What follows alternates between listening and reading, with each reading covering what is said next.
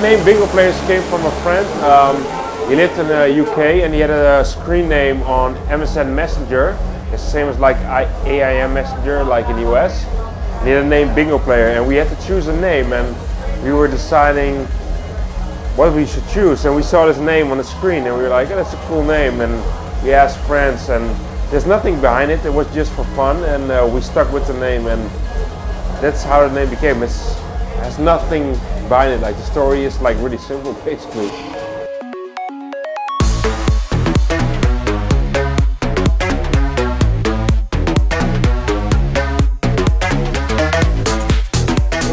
You know, to describe it, what the success for a track does is really hard. You know, it's more about like when a track does really well in charts or people really like it. It's some sort of payoff. You work really hard. Oh, not really work, but it's more like you make music for fun. For like that's your first priority. Like make music, and when people pick it up and it starts to become successful, that's just like a bonus, you know. It's like, okay, I made something in my bedroom and people enjoy it, and especially when you play it out for the first time in the clubs and you see the reaction of the people, that's like the best feeling you can have. And what happens after that, like, you know, it comes in the charts and you get booked more and whatever, it's all a bonus. But you do it in the first place because you like making music. So it's hard to talk about success for a track, you know. It's more like you don't think about it when you make music. You think only about making music.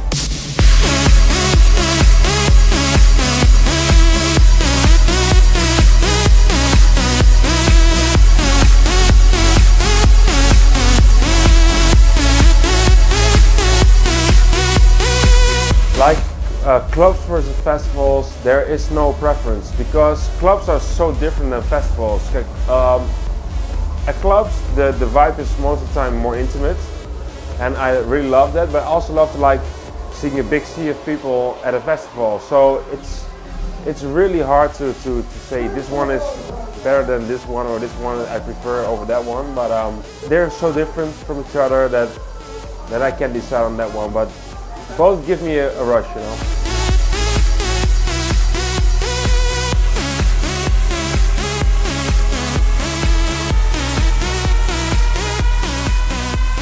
Well, this summer's been crazy, you know. It's like I'm not only in the US, but it's like 1 week US, 1 week Europe, 1 week US, 1 week Europe, all the time. So going back and forth with Europe and US is pretty rough, but it's great, you know. It's like I can't complain. It's like you see your schedule and you see all these great cities in Europe and the US, and what's coming up is like the Tomorrow World. So it's looking forward to that one, Nocturnal Wonderland. So we'll see, and I can't complain, man. There's so much great stuff coming up. So.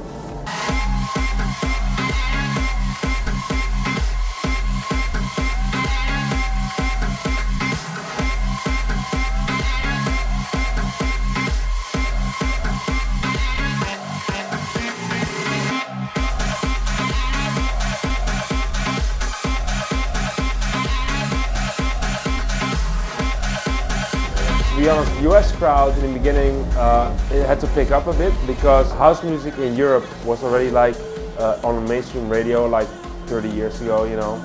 So it had to pick up here. It picked up a bit later in the US, but you know, house music came from the US. So the last few years have been amazing in the US and Europe as well. So there's not much of a difference anymore between all the countries, you know. And about the EDM bubble that's bursting or whatever, you know.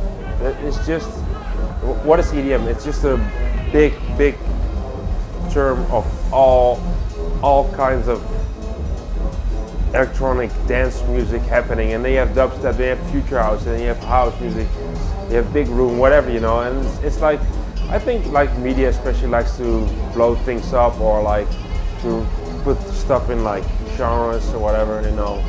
And it's still going strong, man. Look at the festivals, they're going bigger and bigger every year. So I don't see electronic music, dance music, even though EDM might be the wrong term, dying anyway. It's going to be bigger and bigger every year.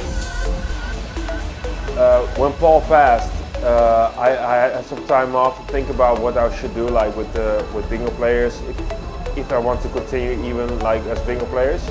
But we talked about it right before he passed away, and he told me that like, if you want to continue bingo players, please do. It would be an honor for me if you continue.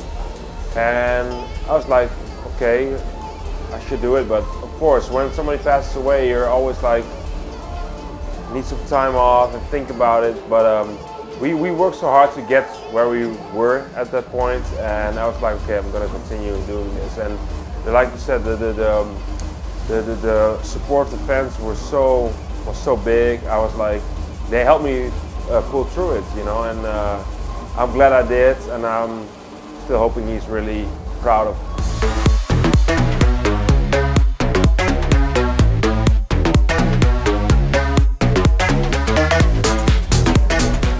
Hey, this is Bingo Players, and you're checking out NoisePorn Unzipped. See ya.